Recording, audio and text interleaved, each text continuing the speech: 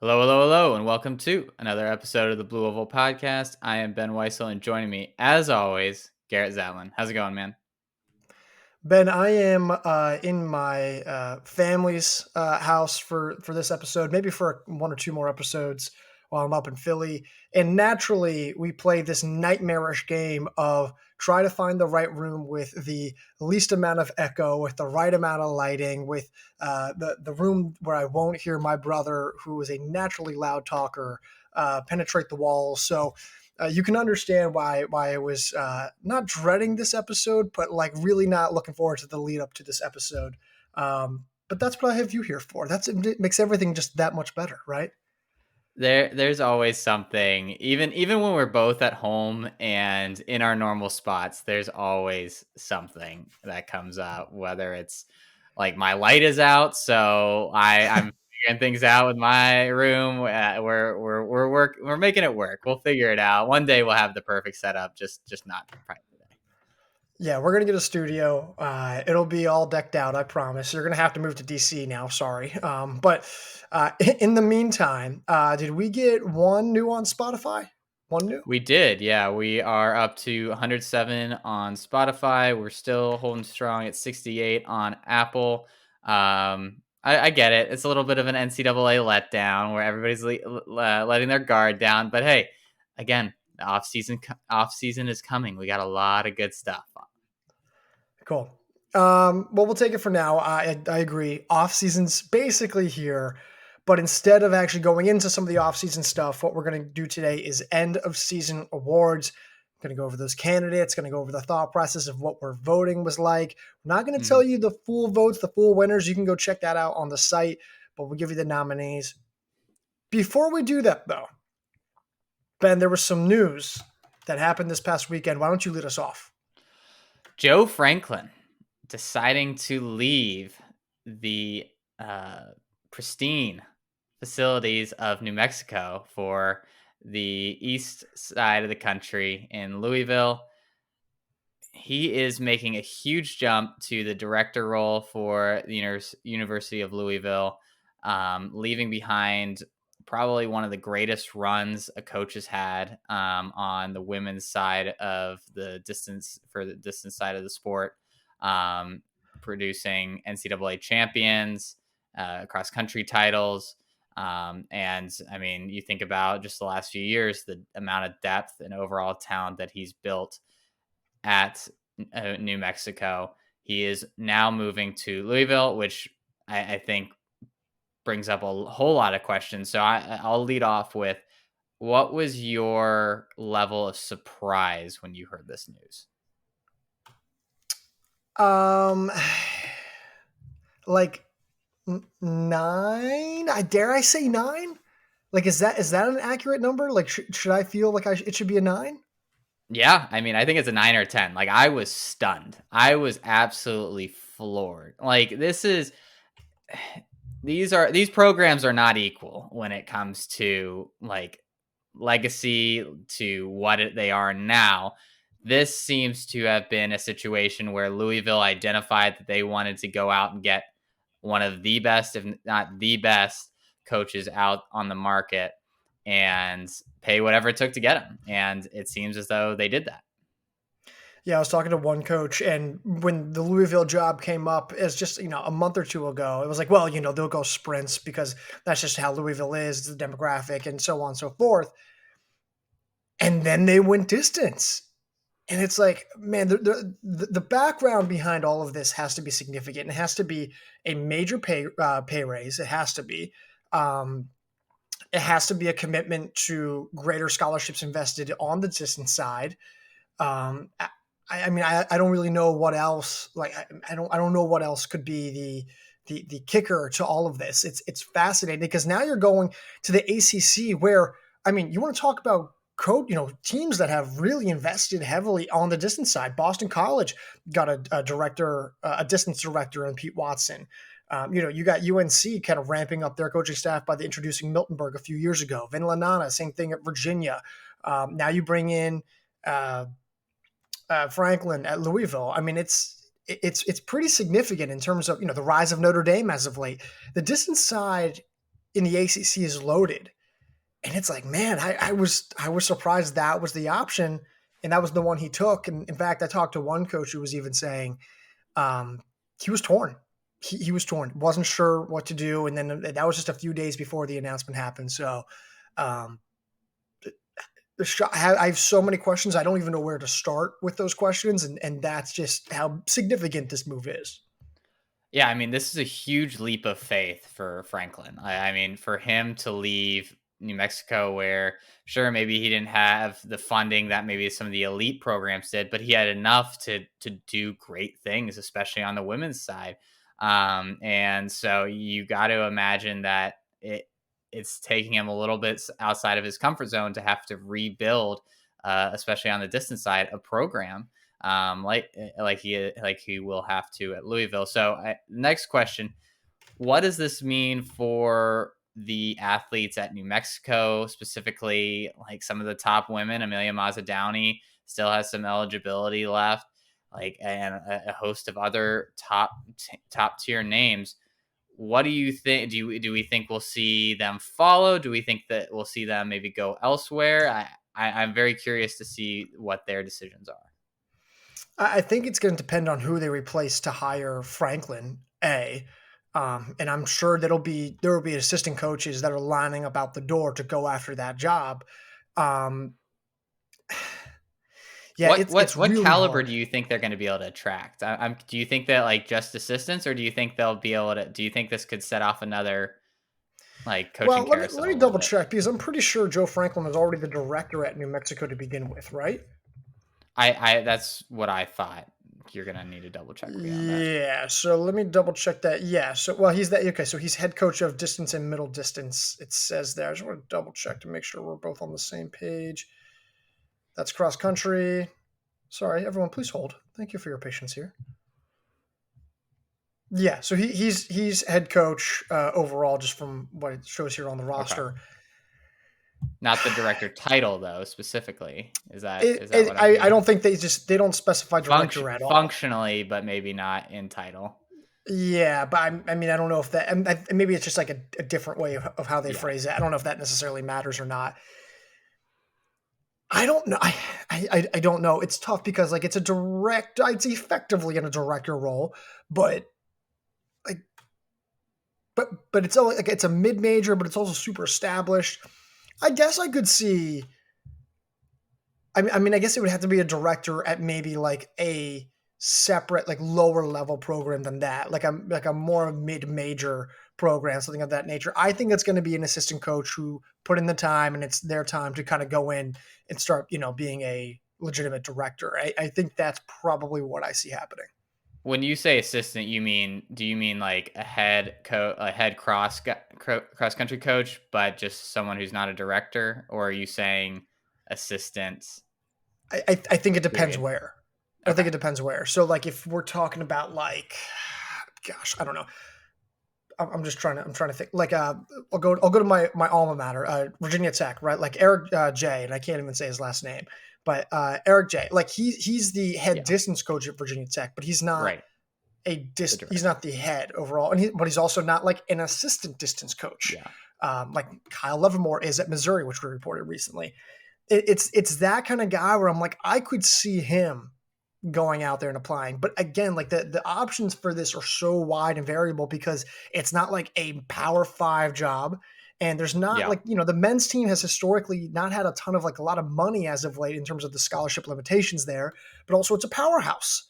And it's still the Mountain West. So it's a hard balance to figure out who that would be. In terms of the athletes transferring, again, if they do transfer, I don't think they're going to Louisville. I don't see what the scenario is where they're like, oh yeah, Louisville's the place to train because A, I don't even know if they have scholarships, and then B, it's like, well, do I really want to They start from the gotta have ground up with a program? scholarships. Well, I'm not saying Like, that they don't have scholarships. It's a matter of like, but where's the money at now? Like they have to have it yeah. invested somewhere else. So Yeah. that's where I'm at. Yeah, I mean, I think especially some of the older athletes like Mazda Downey, I don't think I would agree would follow him. I could see possibly some of the younger ones looking to come, and I think he would probably recruit them or not recruit, but if they're on the portal, he would be more interested in them coming there and kind of having a little bit of a slower build because I mean, the transfer portal can do a lot of things where you can turn a team into a pretty legitimate contender, at least for a national spot overnight. But that's still very hard to do. So I would think that this is going to be at least a 2 year rebuild before we're really seeing any big things. But yeah, I would tend to agree. This could just be the athletes could just disperse across the country, which there's a lot of teams that are like probably thinking to themselves, we're one or two pieces away. And if we can get a stud, a low stick, maybe we can kind of make a charge to the podium and maybe even higher. I mean, what Colorado's done already on the transfer portal, there's a little bit of an arms race right now. And especially if Caitlin Toohey doesn't come back to NC State, there's going to be a lot of teams, especially on the women's side, that are looking at their rosters and being like, we're not far off from being very top tier contenders, especially like New Mexico was probably one of the top 3 or 4 teams in that conversation. And if they're getting torn apart, that leaves another opening. Well, I think it's exactly what you just said. Like, I imagine the New Mexico women are smart enough to kind of look around and be like, hey, I mean, why, like, I know like our coach just left, but like, I mean, what's really going to change in 6 months from now? Yeah. Like, what will really change? I imagine like they're looking around. They're like, okay, so Starliper's gone, Nevada Marino's gone, and Tui might be gone. And Oklahoma State just lost their star, and Colorado's injury prone. They're like, are we not the favorites? Like, if I'm New Mexico, I'm like, ladies, let's just stick around. Let's do one more run, and we'll transfer in the winter. Like, to me, that's the move. Like, if I want to win a national title, go for it. So I don't know. That's where I stand. There's a lot of game theory there, though. Like in terms of like they need pretty much everybody. They can't lose a whole lot before that starts to be less of a credible option. Yeah, but I'm saying let's like if that's the group consensus, they all come together and we're like, don't leave. Like, it's just that I don't know if it's that simple, but I mean, like in theory, it is. So yeah. I mean, it's really interesting. It definitely changes the dynamic of the cross country picture going into next year and years forward. So what do you, I mean, I kind of hinted at, I think this might be a little bit of a slow build for him at Louisville. What do you think the timeline is going to look like in terms of them getting back to a national relevance? I don't know because it's again, do his athletes fall? I'm going to guess over under 2.5 years is my guess. He's a very active guy in the transfer portal. He's very willing to go overseas to recruit. Mm-hmm. Yep. He has the name brand behind him. I think. Do I think he's going to build New Mexico all over again? No, I think that's really hard to do at Louisville. But do I think I could see like the Louisville women qualifying in 2.5 years from now? Yeah. Like Louisville has some cross country success like over the past decade, but that's more because like they were like, we're just going to get a handful of guys from overseas, specifically in like, Kenya or Ethiopia or things of that nature. And we're just going to rally around a couple of those dudes and we're going to get there. So I think 2015, 2016, they were like 7th place. The men were. So I think that'll be the other interesting development is what does the men's team look like specifically as well? Yeah.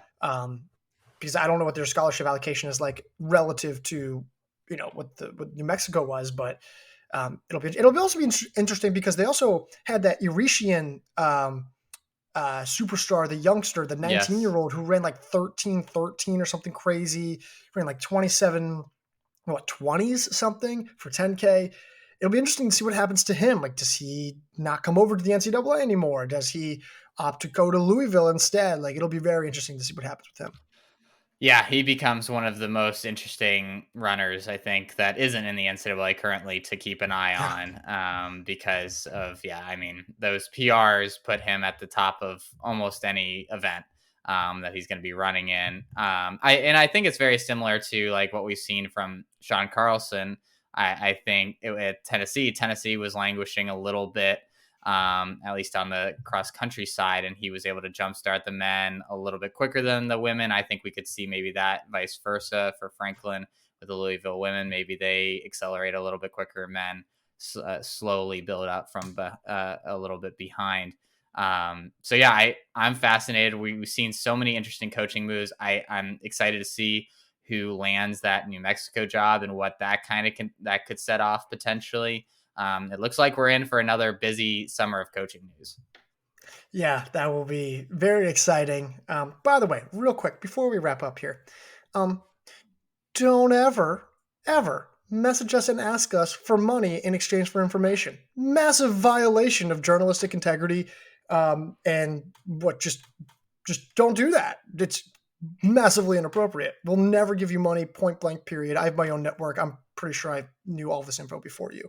Anyways, gonna move off of that one. And you want end of season awards. We'll move to that one. Let's start with best freshman. Who were our nominees on the men's side for best freshman this year? On the men's side, we had Will Sumner of Georgia, Handel Roban of Penn State, Nick Plant, Virginia Tech, Colin Solomon of Northern Arizona, Gary Martin, Virginia, Paul Specht of Wake Forest, Brian Masai of Akron, James Corrigan of BYU, and Vivian Hines of Harvard. This was a pretty easy decision, at least for me. I think you would probably say the same. Yeah. I don't. I think there's a right answer, but I also think there's two correct answers. I think obviously everyone's like the vote is pretty clearly Will Sumner. But I think like if you want to talk about like value and like what someone did throughout the entirety of a season, I think Colin Solomon has an argument to kind of be in there. 146.99, 338.15. What is it? 1342 qualifies for nationals in that 15. I two Big Sky titles. He won 2 Big Sky titles, I think. So, Yeah. if you depending on how you look at it, like Colin Solomon might have a little bit of an argument, but I think at the end of the day, like you run 144, win a national title, like it's little hard to argue against that. So. Yeah, I mean, it's a good class. I think Handel Roban, with what he did at NCAA's in most years, probably has a decent argument. And I mean, a lot of these other guys ran pretty fast times, if they weren't super relevant when it came to the national championship. But yeah, Sumner is just heads and shoulders above everybody, I think, on this list. Do you think is there any chance he goes pro in your mind this summer? I think it's possible. I Okay. also think it depends on like what the brands think they want to do before USA's. They're like, do we want to Right. get this guy now? Or if he makes Worlds, they're like, do we want to sponsor him now that he's going into Yeah. Worlds? Does he care? Is it a good enough offer?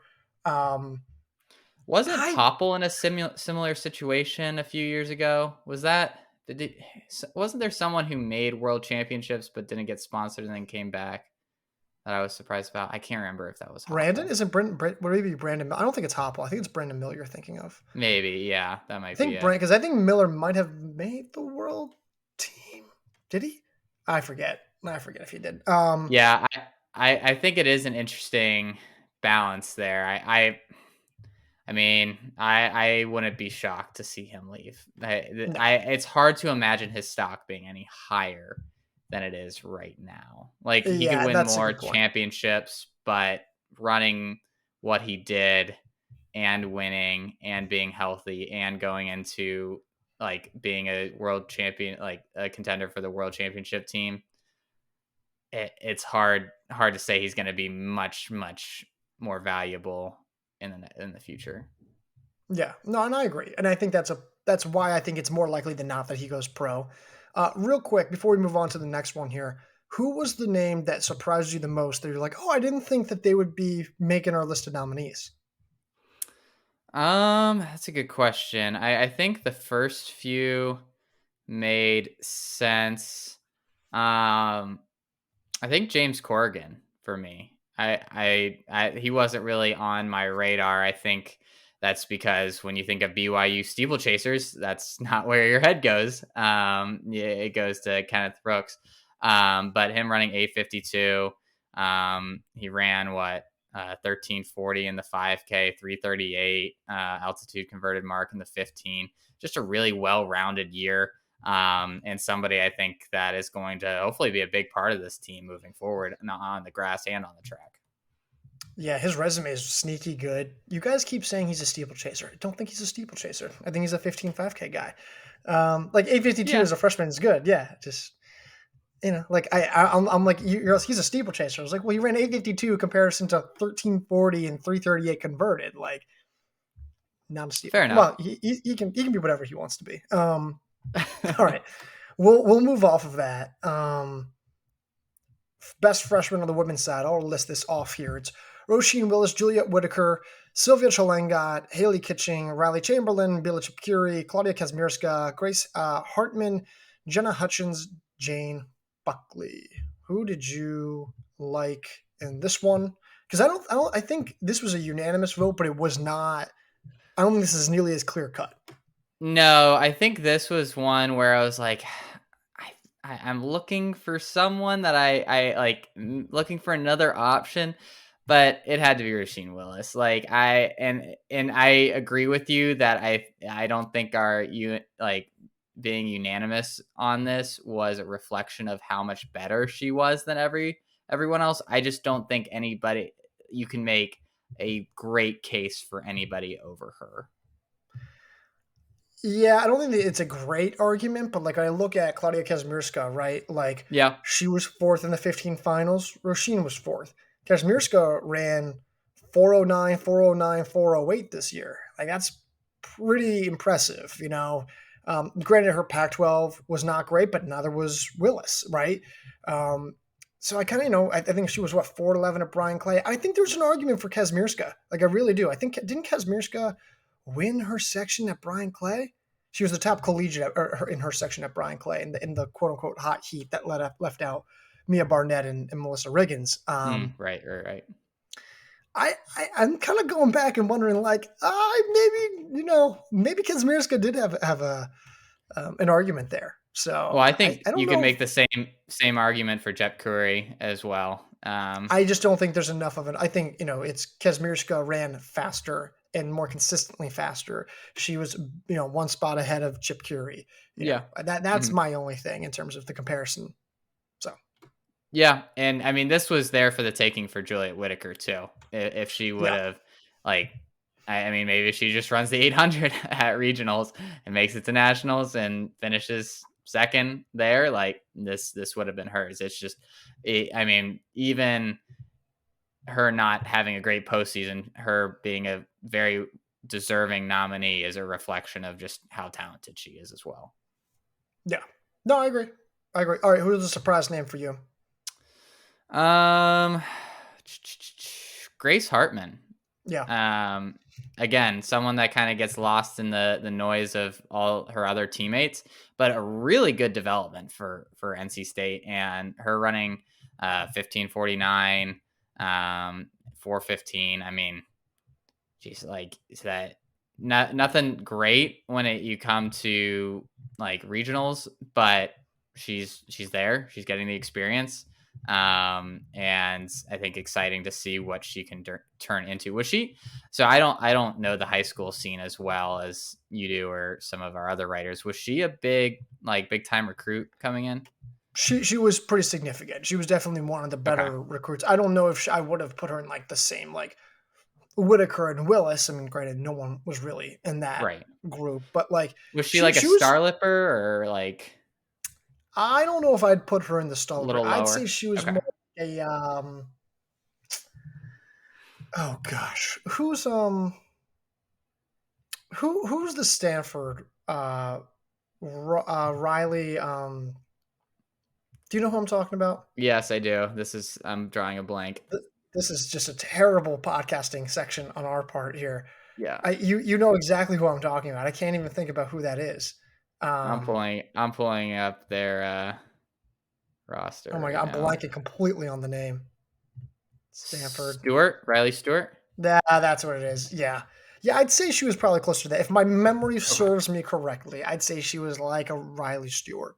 or something along those lines. Maybe not exactly, but maybe you're in that same tier ish, if I remember correctly. So no Yeah. one just it's hard to remember all these names. So if anyone's like, she wasn't even this, and I was like, all right, well, I'm trying my best. So all right, let's go to the Anybody next else one. that you wanted to highlight, or you ready to move on? No, yeah, I just because I think at some point it's like Willis, it's Japuri, it's Kazmierska, and it's Yeah, everyone else. Like I don't think it's really all that close with everyone. So agreed. All right, let's go to most improved on the men's side. Mehdi Unori of Oklahoma State, Aiden McCarthy of Cal Poly, Cash Powell, Long Beach State, Ezekiel Ropp, Iowa State, Chandler Gibbons, Kansas, Toby Gillen, St. Louis, Perry McKinnon of Cornell, Victor Kipiego of UTEP, and Zach Jager of Georgia Tech. Who was your vote on this one? Chandler Gibbons. I think it's crazy that he can drop that much time, Yeah, 13:59 to 13:28, goes to Big 12s, beats Mayer, beats Rodriguez turning out to be far better than we realized. Two gold medals there, a streak of wins and admittedly pretty light meets, qualifies for the national meet. I mean, like in terms of jumps and unexpected, leaps like that. I mean, Gibbons to me was like it's the definition of like in terms of quantitative like true magnitude, the amount that he jumped. I find it hard to believe that Gibbons is not the clear answer here. this was one of the harder ones for me. I thought there was a lot of really good candidates. I liked Gibbons. I liked Toby Gillen.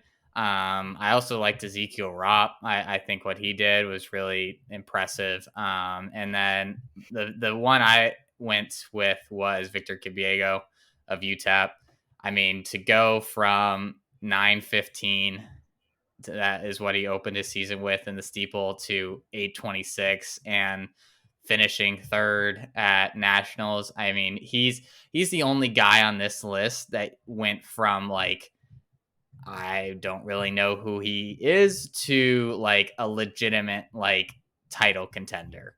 Like at least that's how we see him now. Like all these other guys, I mean, Ropp got close. I mean, Aiden McCarthy got close, but everybody else, I mean, they dropped probably more time or as much time, but they didn't quite get to the heights that I think Cabego did. I think it's a very fair. I'm not going to argue about Kibiego. The reason why I didn't vote for him is because I look at his cross country resume and it was pretty decent. It's Like it good. wasn't amazing or anything close, but it was like fifth at Artoria Barrios, second at the Conference USA Championships, 20th He mountain was like a region, hundredth at 102nd, NCAA's. Yeah. 102nd at NCAA's. Like, are those amazing? No, but they're certainly not bad. Like, that's pretty good value. Like, a lot of cross country teams would happily take a 102nd place score Yeah. on the national stage.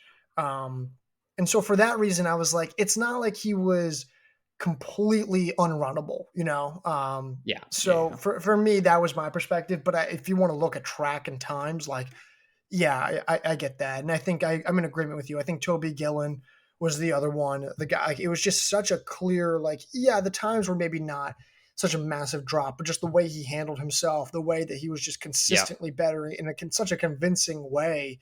I can respect it, and I can understand why we maybe wanted to do that. I think the other one here who we never really got a whole lot of love is Perry McKinnon. Like he was not a name. He was like my surprise name. Like you look at like Yeah. what he did, you're like, oh my gosh, these are crazy fast times. Like he was running, gosh, what he ran 13:33 and then 3. twenty Yeah. eight 33 qualified for nationals. I mean, that was really impressive season for him. That was a big jump. And he kind of flew under the radar in a lot of ways too. I Yeah, mean, when you're running the Ivy League with Graham Blanks and Acer Iverson, like it can be easy to kind of fly under the radar a little bit. But yeah, great season for him.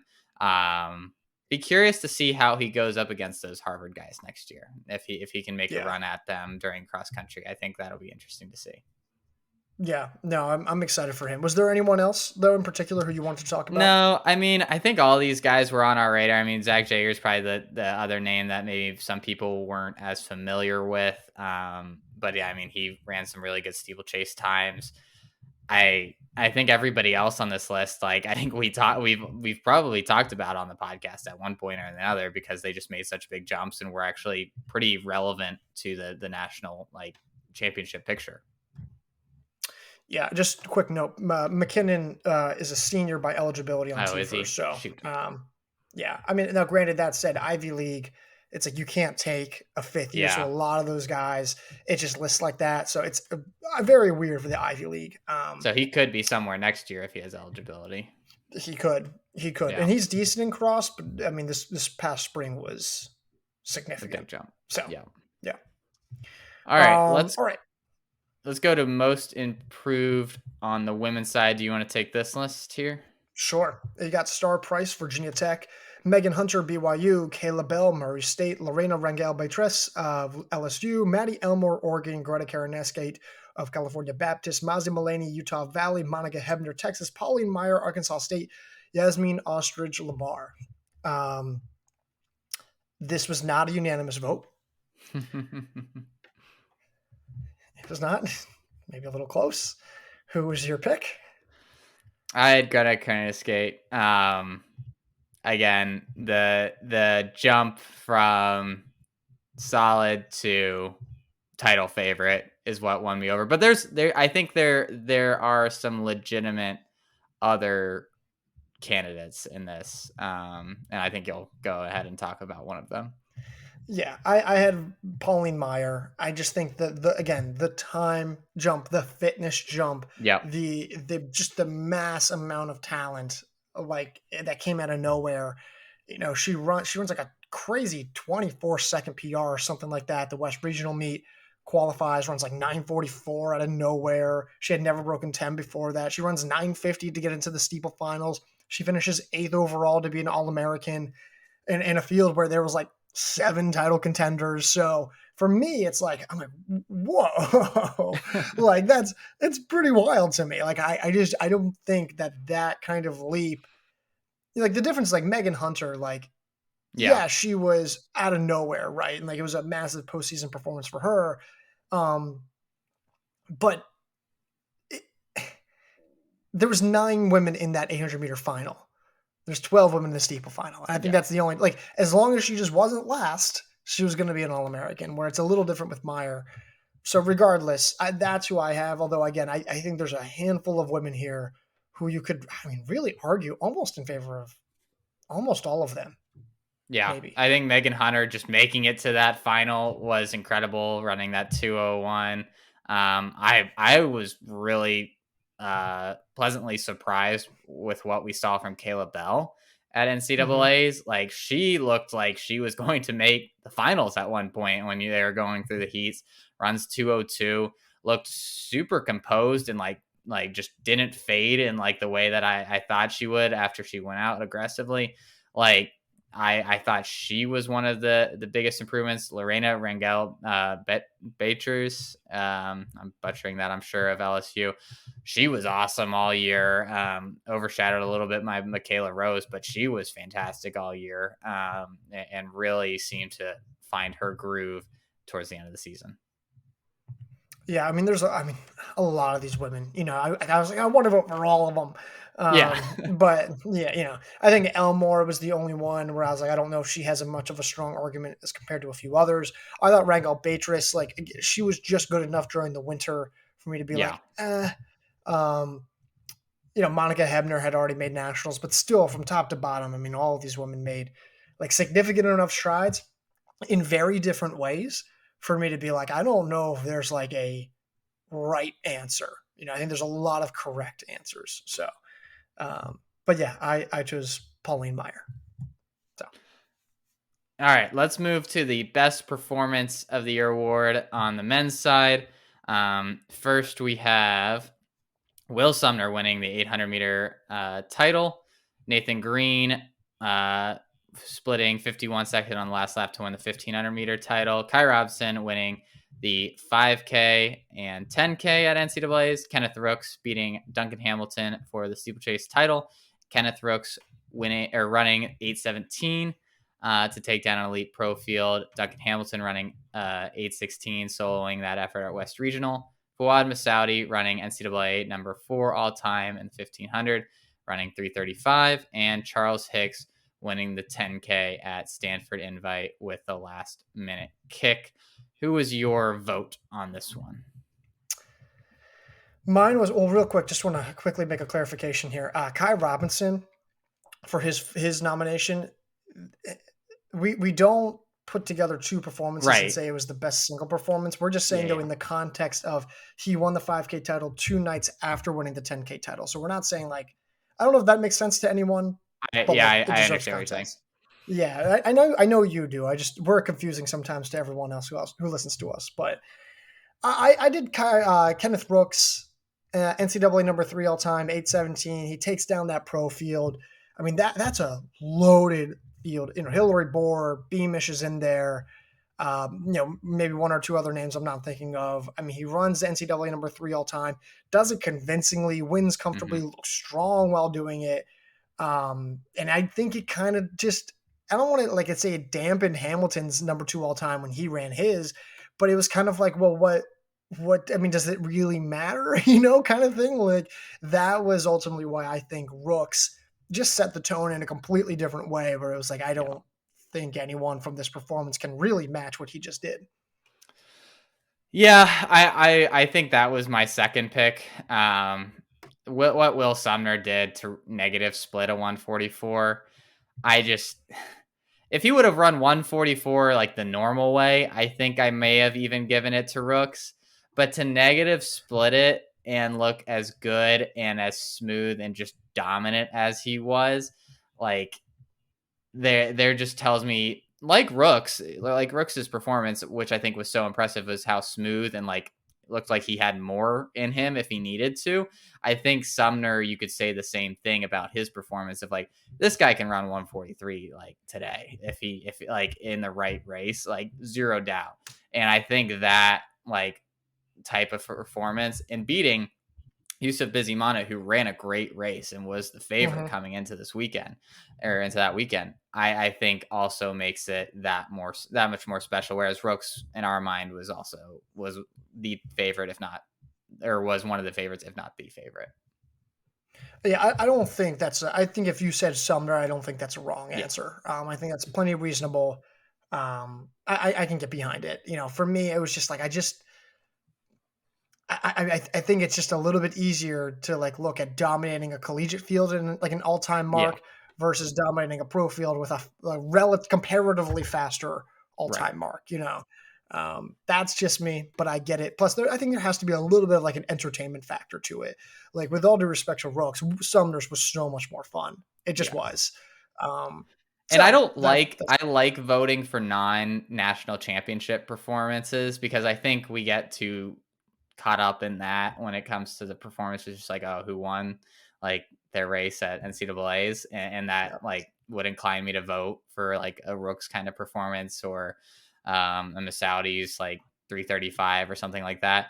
But it was so incredible to watch. It's something that I think we'll remember in the same way that Donovan Brazier 143. That's just gonna last. Yeah, I think it's. Yeah, I think it's like one of those things where it's hard to believe that the defining moment of this championship was not a guy who did the 10K, 5K double, or a guy who defeated a historically loaded 1500 field, or a guy who took down one of the single greatest steeplechasers to ever grace the NCAA. It's that performance, which I thought was so I understand why people voted for it. I can respect it.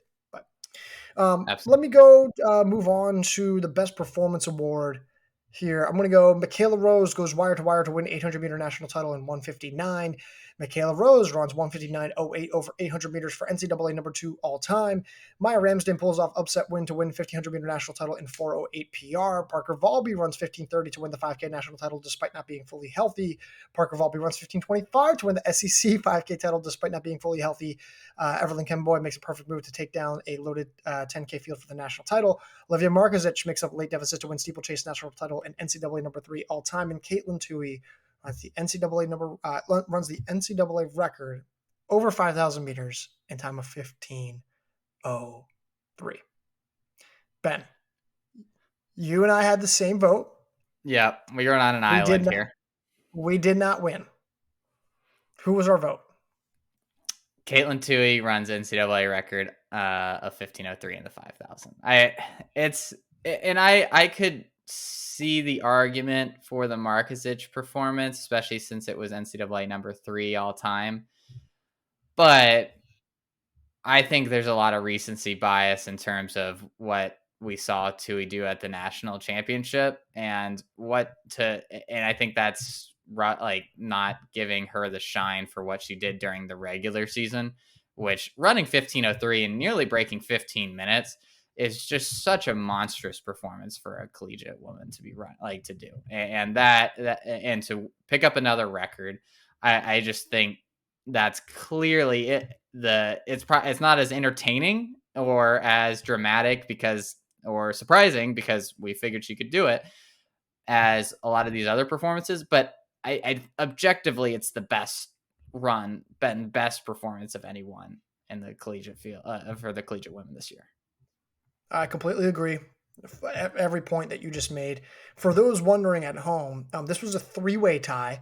So it was the Markovic performance, and it was Maya Ramsden winning this, and it very much mirrors the Maya Ramsden winning the 1500-meter title over Tui, and it mirrors the same like entertainment, thrill, surprise factor that I think Yeah, goes into some of these votes. But at the end of the day, you and I are in agreement. It was just the best performance. Period. Now, granted, this is the result of my own doing, where I make the criteria, and it's we can vote for either the most impressive, most entertaining, or most surprising. And I think when you put it all together, it's like, okay, yeah, then maybe it's Markovic, or maybe it's Ramsden, or maybe it's well, you had one other there that I think that was Parker maybe something Valby. that was like, yeah, probably, or Parker Valby with like limping. I think that was the other one that was in consideration. So I get it, but Tui broke an NCAA record by 4 seconds, and no one batted an eye. You're like, yeah, whatever. Seems about right. So that's just me. But I think you and I are on the same page. Yeah, and I mean, Michaela Rose, her casual dominance and running 159 multiple times kind of gets kicked to the curb a little bit, but like she was awesome as well. Like that ran NCAA number 2 all time. Like she very well could be winning this next year with an NCAA record performance. Like she was excellent and consistent all year. Do you think she goes pro?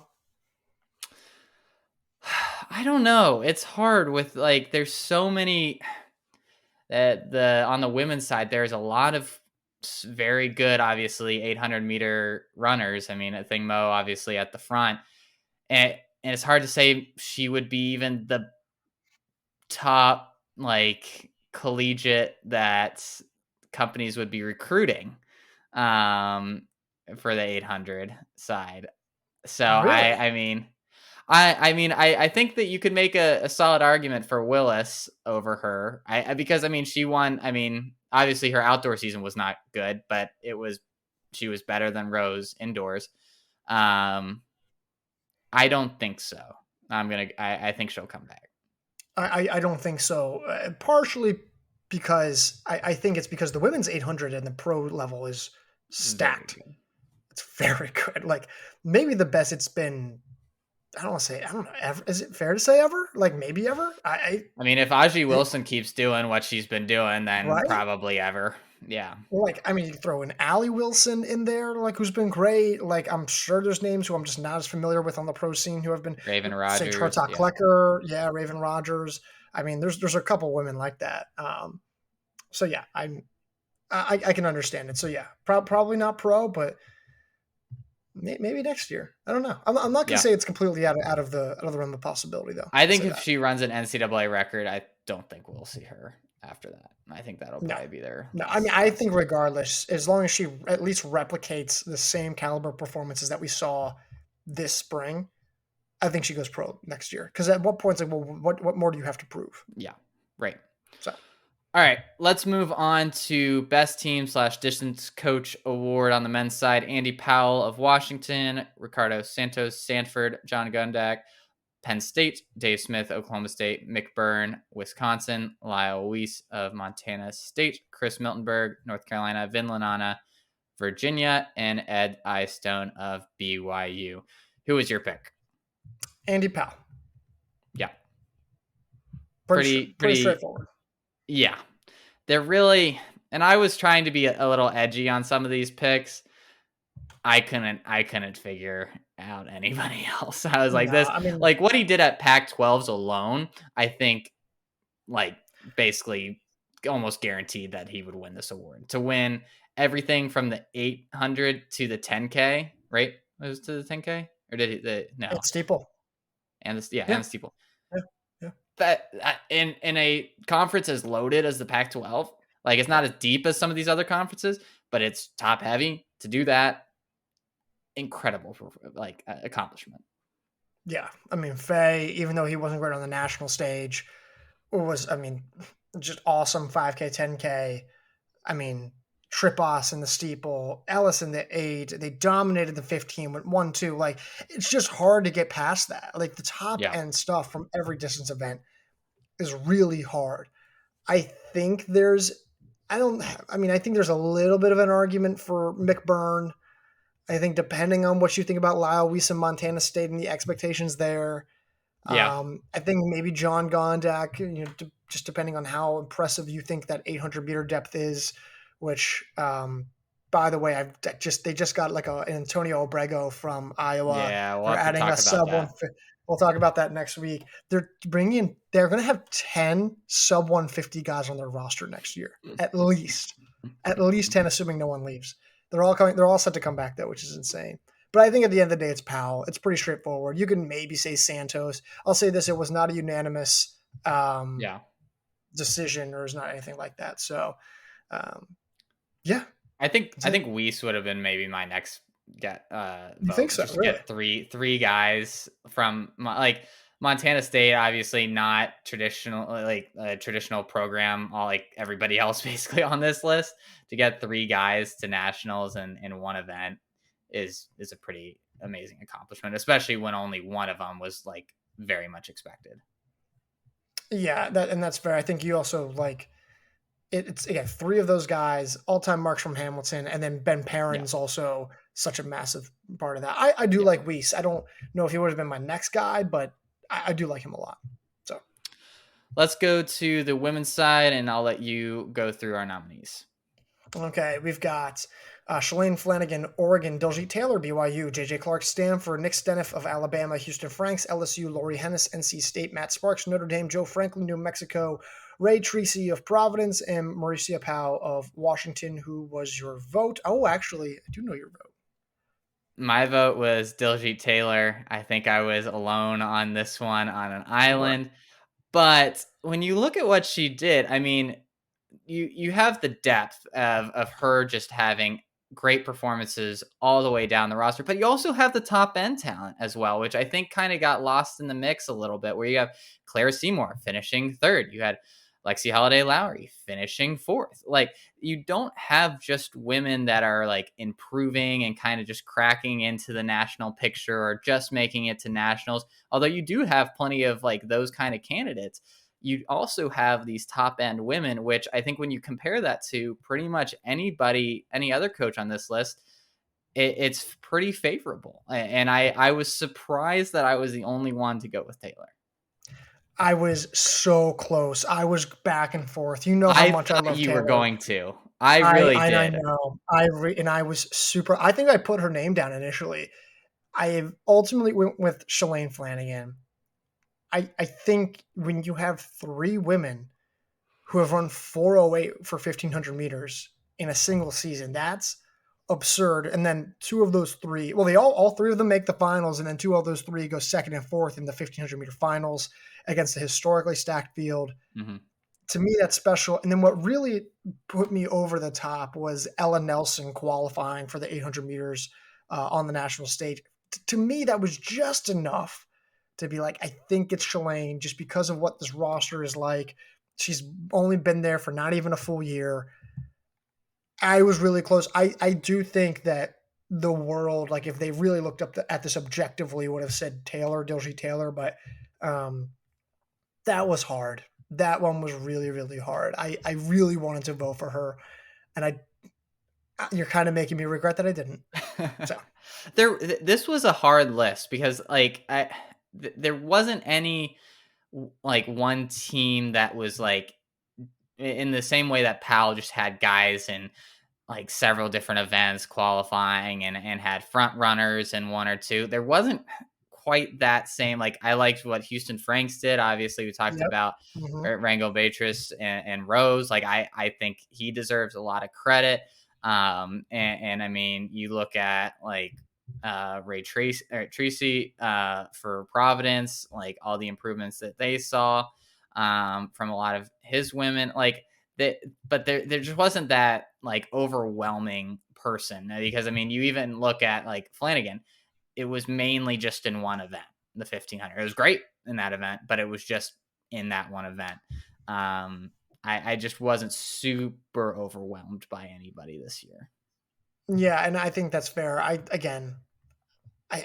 like Taylor a lot. Yeah. Franks was great. Like Houston Franks, Yes. Michaela Rose and Rangel Beatrice and Cindy Bordier, if I'm saying that right, who made the national meet in the 800 meters. Like that's a really good middle distance group. Like he Yep. has really come along and done really well with that group. I think if you had to ask me who was my third vote, it's either him or Matt Sparks. I mean, look at what Matt Sparks did. It's actually sneaky good, right? Because you obviously have Markovic, and then Chisholm is shows improvement, runs Yeah. 15:37. Caitlin Ryan does well. Sophie Novak and Katie Thronson thrive, and then you have Aaron Strzelinski. I know I'm butchering that name, but you kind of go down the list. It's like a sneaky good list. So, um, yeah, I I re- don't love this field, but it was good. I remember when we were kind of questioning Frank's moving to LSU, and Yeah. he's done great. I'm very impressed with what he's been able to do. All right, let's wrap up with our last two. Most valuable runner on the men's side: Will Sumner of Georgia, Nathan Green of Washington, Kai Robinson, Stanford, Kenneth Rooks, BYU, Duncan Hamilton of Montana State, Yusuf Bizimana, Texas, Charles Hicks of Stanford, Graham Blanks of Harvard. And I believe we had the same selection here. We did. Mm-hmm. And we did not win. Kenneth Rooks is our selection, which I thought was a pretty cut and dry selection, but So did I. So did I I. don't think our the rest of our panel of voters did. It was a tie for anyone wondering. It was a tie. It was a 3v3, had to get a seventh person tiebreaker. There was three ties in our votes. Yeah. He was just the most dominant from start to finish. His tactics, his execution, how he looked, the all-time marks, the pro field, the collegiates, the taking down an all-time collegiate great. It was awesome. Without giving it away of who everyone else voted for. Um, the basically the other options were like Will Sumner effectively and Yeah. Kai Robinson. I don't think Nathan Green didn't do quite enough No. in his season, despite him being undefeated in the finals. Duncan Hamilton, Bizimana, Hicks didn't win titles. Same thing with Graham Blanks. So like the other two that was ultimately split the vote is either Kai Robinson and Will Sumner. I think the arguments for them are, oh my gosh, they were incredible in the postseason. Holy crap! But like their regular seasons just were good. They weren't amazing though, in the same way that Rooks had his. You couldn't bank on them winning a national championship before they came You couldn't. in the No. same way with Rooks, where you couldn't bank on it because Hamilton was there, but you're like we would have fallen off our chairs if you didn't finish in the top two. Like I think that level of consistency and predictability. Sure, he didn't score the most points, but he like was the most like predictable, most consistent, most dominant runner all year. You and I are such dads. I mean, you're actually a dad, but like Yes. you and I are such dads. Yeah. And just in terms of um, well, like, listen, it's not fancy and it's not fun. It's not, all sparkles and jazz, But guess what? He was solid. He was good, and he was just the best of the best. Like I can just hear my dad like already. Yeah. And I just like our mindset here. Very traditional, but yeah, I mean, I get it. I get it. But this is not the who was the most entertaining or who was the most fun award. It was who was the best, and that's what I'm going with. It's Rooks. So that's my vote. So Agreed. Let's go to the most valuable runner on the women's side, and the nominees were. oh, that's me. Hi, Yes. Michaela Rose of LSU, Maya Ramsden, Harvard, Caitlin Toohey, NC State, Parker Valby, Florida, Olivia Markozich, Notre Dame, Evelyn Kemboy, Utah Valley, Emily Ventures, Utah, and Greta Karaneskate of California Baptist.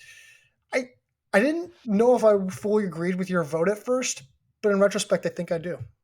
This was hard. Mm-hmm. I was legitimately torn between three people. Mm-hmm. I was torn between Michaela Rose. I was torn between Caitlin Tui. Despite her NCAA performance, she was the Yep. best runner like for 90% of the season. And Evelyn Kempoy. Like I thought all of them you could make a very convincing argument for. Ultimately, I narrowed it to Rose and Kemboy. I went with Kemboy, but I am not like it was very narrow. And my argument is she won a national title. She was very good all year. And I think we kind of underrated how good she actually was. Like, Mm-hmm. just because we hadn't seen her win a title, we hadn't seen her be great on the track at a national championship. But she won a title and then finished second or third in the 5K. Like, she was great in both of those races. And it's not a situation of like Kai Robinson where he was great at the national championships, but was just okay during the regular season. She was legitimately great. And was one of the favorites in the 10K for a reason. And then I think maybe outperformed what we expected of her in the 5K. But I think the argument for Rose is this the same one as Rooks. She was dominant all year. You expected her to win, and she did. Whereas Kemboy, there's a little bit more uncertainty coming in, but she ultimately proved that we really shouldn't have had that uncertainty. Yeah, I think the two. I was stuck between Tui, Kemboy, and Rose. I didn't really consider Kemboy as much, and then I saw the the voters who actually voted for her, and I was like, I could kind of see it, especially because I think the 5K, 10K value that she brings Yeah, is better than Rose's one-dimensional aspect. She's also has a 412 altitude conversion that you're just not getting with Rose. For me, it was just that Rose was so dominant, so consistent at yeah, such an incredibly elite level. 159 three times, NCAA number 2 all time, wins the national title in a 159 mark, but also runs 411 for 1500. And for me, that was the thing where I was like, I can't argue against that. And so for that, I went with Rose. I don't totally dislike the Kemboy pick. Um, and the worst part about all of this is that like I think if we were doing a draft and we were like, who's the runner that you want to build around for next year only, we'd say Tui. We would. yeah. Oh, And absolutely, 100%. and that's the problem. It's like it's the argument of like, well, who do we know is truly the most talented versus who has the best resume from the season. And Yeah, that's the hard thing where it's like value wise, Tui in a holistic scene is probably still better. But for this season, I chose Rose.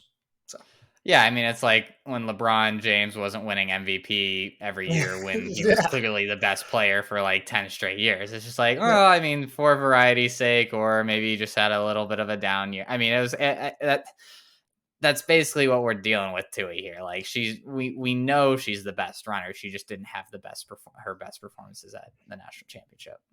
Yeah, 31, 9, and 6 LeBron kind of year, not Yeah, winning, exactly.